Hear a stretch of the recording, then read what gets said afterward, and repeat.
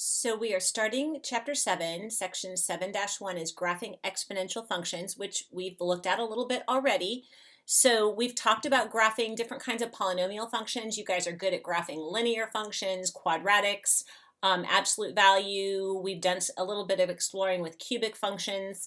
Now we're going to talk about how to graph exponential growth functions, which remember I mentioned on the other video I asked you to watch based on our exploration. A growth function is going to look like this. A decay function is going to look like this. So we're going to talk about how we can graph those.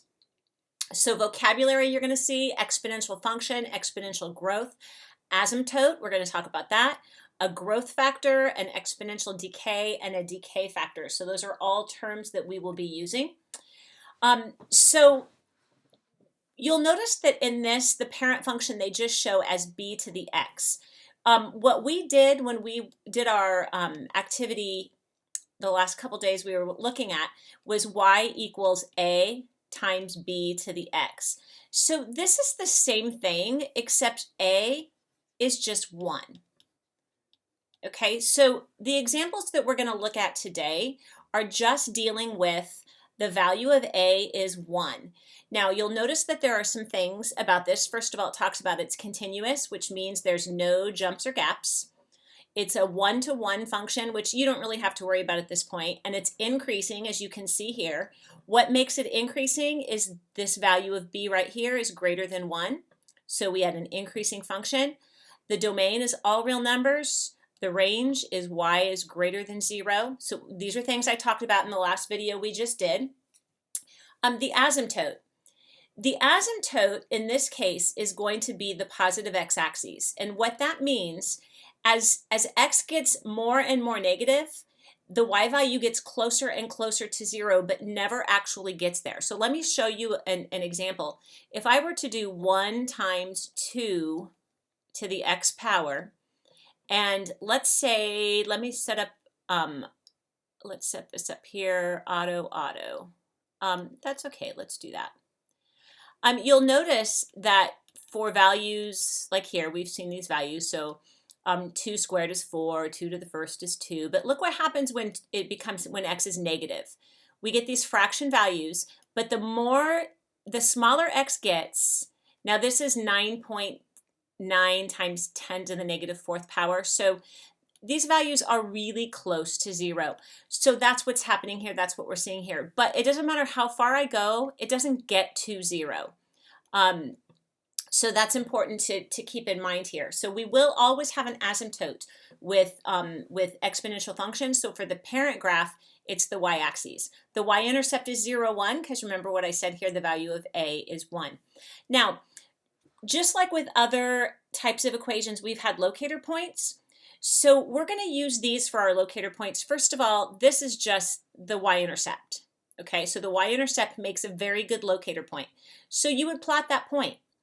Then if you plug a 1 into the function, like suppose if I made b to the first power is just b, so that's what this point is, 1 comma b, whatever the number of the graph it might be.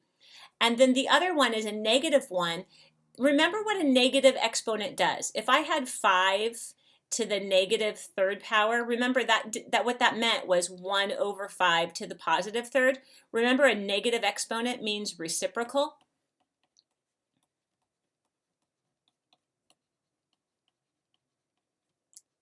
Okay, so that's what happens.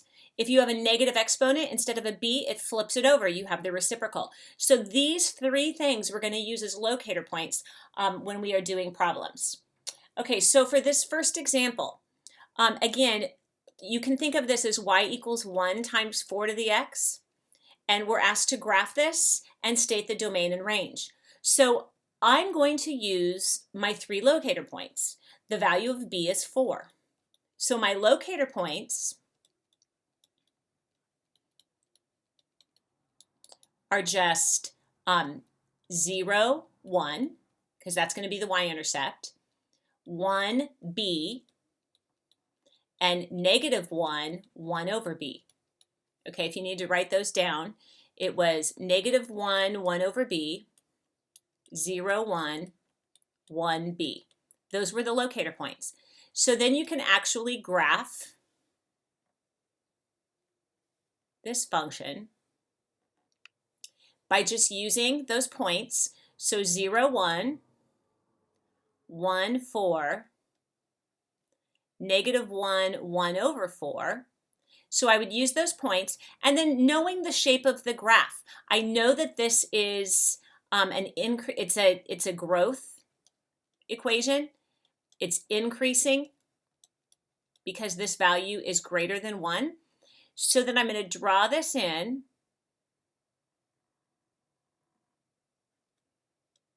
And I'm asked to state the domain and range. So the domain is all real numbers. The range is y is greater than 0. We also have an asymptote. And my asymptote is the horizontal line, y equals 0, which is the positive x-axis. So that would be the important information. Now suppose you forget the locator points. Okay, it's not a big deal. You can make a chart, and you could actually use those 3 points. And if you forgot, okay, I forget what to plug it in. -1, 4 to the -1. Oh yeah, I flip it over, I get 1/4. Plug in a 0, anything to the 0 power is 1. Plug in a 1, 4 to the first power is 4. You still get your 3 points, and they're still the same thing. So even if you don't remember the whole 1 over b, 1, and b, you can still reproduce those by making a chart. You really only, as long as you know the shape of the graph, 3 points is enough. It's going to be hard when you guys do your homework, especially if you don't have graph paper, and if you don't have a printer and can't print anything off. But I want to still see points. So I want to still see, you know, what you would plot, what your 3 points were. I don't want to just see stuff like this. Okay, don't give me that, because I'm not going to give you credit. I want to see some things where you've put some effort into that, and where I can see that you actually know what you're talking about when you go through and do those. Okay, so here's one for you to try, which you could just pause this real quick and see if you can pick out which graph it would be. Okay, now you should know the shape of the graph. First of all, it's y equals 1 times 3 to the x, so we know the y-intercept is 0, 1. So let's get rid of anything that doesn't have that. That one doesn't. That one doesn't. So it has to be either A or C. Okay, so then the fact that this is bigger than 1 tells me that it's got to be an increasing function. So that means it can't be this. So this has to be the answer. So you can figure that out without even plotting any points. Or I could have looked at this and thought, okay, well, this is 1, 3. This is 0, 1. And it looks like this is -1, and that looks like it could be a third. So that would then tell me also that that would be the correct graph. Okay, now I know this one is going to sound confusing, but I just want you to kind of think about this, because I know you might look at this and go, that looks so confusing, but let's just break this down. Because I've got this HK introduced all of a sudden. So let's think about in the past what we've seen when we've had an HK. Well, when I have this x minus h, this is going to move it. And this one always moved in the horizontal direction because it's with the x, and it goes the opposite direction of the sign. So it's going to move to the right, h, and this is going to move the same direction as the sign, up, k. This is still my y-intercept. Actually, it's the old y-intercept. Let me not call it that, because it moves. So like, because it's going to move to the right and up, so that means it's no longer going to be the y-intercept. So we probably shouldn't talk about that. But remember what happened if A, whoops, put that back there, make it blue. If A is negative, then it's going to reflect over x-axis. Okay, so think about what happened to a parabola. If you compare y equals x squared to y equals -x squared, one of them would be opened up, one of them would be opened down. So it's the same kind of thing. So if we had, for example, let's say we had y equals 2 to the x, then it's going to do it's going to pass through 0, 1, and it's going to do something like this. So then if we had y equals negative 2 to the x, think about what you would expect it to do. And I have to extend this then. Instead of passing through 0, 1, it's going to reflect down to here. And so what's going to happen is you're going to end up with a graph that looks kind of like this instead, because it flips over the x-axis. You can tell that very easily on your graphing calculator if we tried one. Okay, I've already got y equals 1 times 2 to the x. Let's do negative 1 times 2 to the x. That's the great thing about these calculators is you can tell, you can just look at it. Oops, that won't help me though, because I can't see it. Let me go zoom 6 to go back to a standard viewing window so you can see it. So there's the first one, and here's the one that's going to be reflected across the x-axis. So you can kind of see how that, so it behaves the same way our other graphs have behaved. All right, so here we are asked to graph the function y equals 3 to the x minus 2. So let's think about what's going to happen on this. So I know that this right here is going to make it go down 2. So when you graph this, and I am perfectly okay with you just doing a table of values if you want to, but for those of you who instead want to think about this way, if you think about what it would have been, we would have had, for x and y, if we had negative 1, 1 over b would have been 1/3, and 0, 1, and 1, 3. Except now, that would be the parent. But now we're going to go down 1, or down 2. So that's the y value. So now instead of 1/3, it's going to go down 2. So you need to know what 1/3 minus 2 is, and it ends up being minus 5/3. 1 minus 2 is negative 1. 3 minus 2 is 1. So these are the y values that we're going to use because we have to use the ones that have gone down 2. So then when you plot those, we'd have negative 1, negative 5/3, which is almost, not quite negative 2, 0, 1, and I'm sorry, 0, negative 1, and 1, 1. Now, the other thing that has changed is my asymptote has also gone down 2.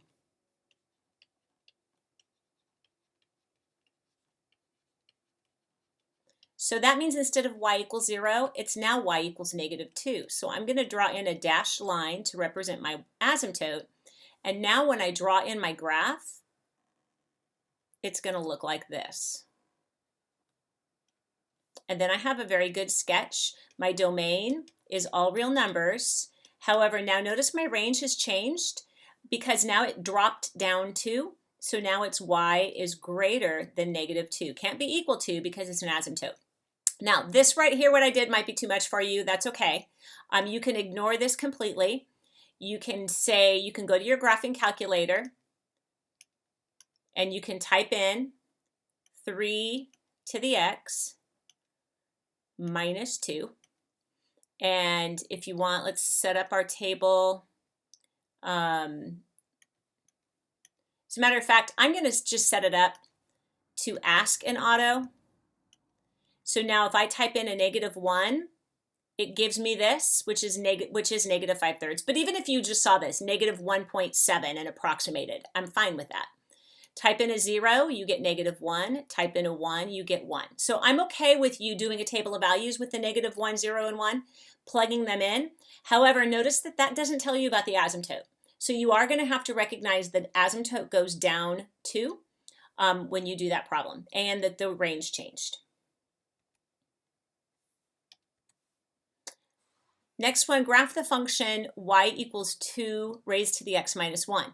So now notice in this case, it's the minus 1 is up here with the x. So this is actually going to move to the right 1.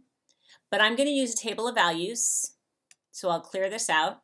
2 raised to the x minus 1. And let's go to our table, and it's already there. So I have x and y.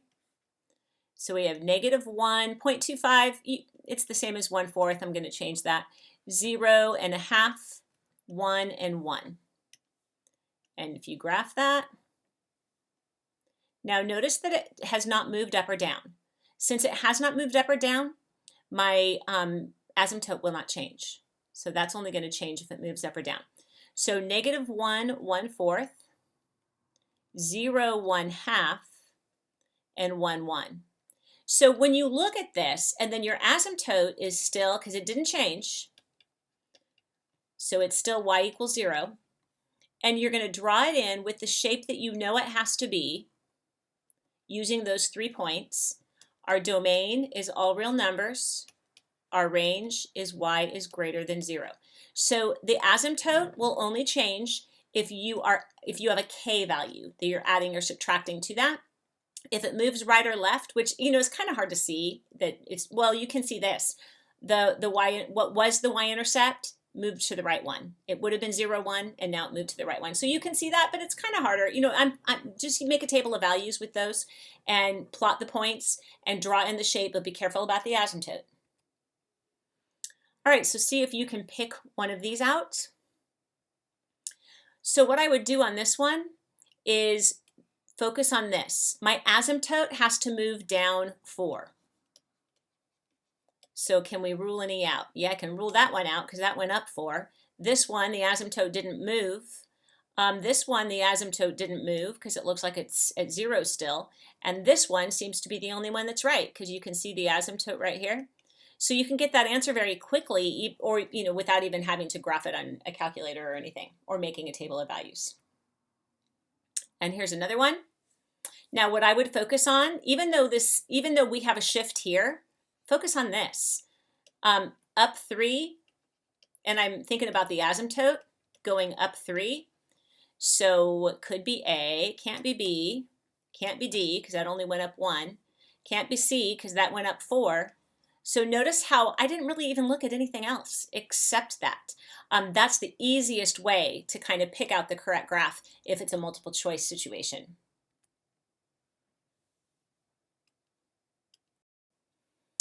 Okay, now we're going to look at decay functions. The only thing that's different, you'll notice that the value of b is now in between 0 and 1. So instead of b is greater than 1, b is in between 0 and 1. So we get a fraction that's less than 1. And if you notice, the asymptote is still the x-axis. The only thing that's changed, it has reflected across, the y-axis. So even the y-intercept is still the same. Look at my 3 locator points. They're still the same. So it's just that our graph is going to go the other direction. So for example, if you are looking at a problem like this, and I'm going to make a table of values for x and y, and I'm still going to use -1, 0, and 1. So if it's -1, remember what happens, it's a reciprocal, so it flips it, and this becomes a 5 instead. If it's 0, it's still 1. Anything to the 0 power is 1. And if it's a 1, 1/5 to the first power is a 5th. Okay, so I get my 3 values. Then I'm going to go ahead and graph this. So I have -1, 5, 0, 1, and 1, 1/5. You have to know the shape of the graph so you know what's going on here. I always have a hard time drawing them this direction because we have an asymptote which is y equals 0. So we still have this. I'm going to draw a little dashed line here, which means it can't cross that. So when you are drawing this, be careful because I'm going to be watching to see, do you go past the asymptote? Because if you do, that means you really don't understand how to graph an exponential function. The domain, all real numbers. The range, we still have y is greater than 0. So not hard. It's just noticing that this is going to have it's a decay function instead. Okay, this one's been moved around a little bit. So think about the shape of this. We know that when we have this, it makes it go this direction, right? But this reflects across x-axis. This moves up too, which tells me my asymptote is going to be y equals 2. Now, I would still recommend you make a table of values. I'm going to do -1, 0, and 1. And I'm fine with you typing this in.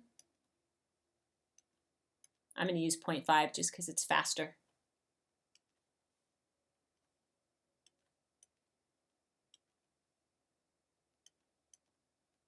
Okay, so you type that in, then go to your table. I already have these values plugged in, so I get -1 is -14. Plugging in a 0, we have -6. Plugging in a 1, we have -2. I'm going to try plugging in a 2 because I don't want to plot that one. And I'm going to try a 3. And I'm going to use some of those instead. You're not limited to -1, 0, and 1. Okay, so when I do that, I'm going to plot 0, -6, 1, -2, 2, 0, 3, 1. So that should give me enough to kind of see the shape. I know that because it moved up 2, that my asymptote is y equals 2. So I'm going to draw a dashed line across there because that helps me when I draw my graph in to make sure I stay below that asymptote. So here's my graph. Now notice that this one got reflected across, from our regular parent graph, it got reflected across the x-axis and across the y-axis. So, but plotting the points and then knowing the shape, you should be okay. The domain, all real numbers. The range, you got to think about that because now it's below my asymptote. So y is less than 2. Okay, so if we think about what's happening here, this one hasn't moved right or left, but it is definitely a decay function. So I would be looking for an asymptote of, my asymptote is y equals 0. And I would be looking for a y-intercept of 0, 1, because if you plug in a 0, you get 1. So, and we know it's a decay function, so it could be A, it can't be B, it can't be D because D is increasing and we know it needs to be decreasing, and it can't be C because my asymptote has shifted, so it has to be A. Okay, so not hard to figure that one out. And here's one where things have moved a little bit. I'm going to focus on this because this tells me my asymptote should be, it's gone down 3, so it should be y equals -3. So it could be A, it could be B, can't be D because it looks like it's some other asymptote. Can't be C. All right, so kind of torn between these two, so we might have to look at something else. It's on this one.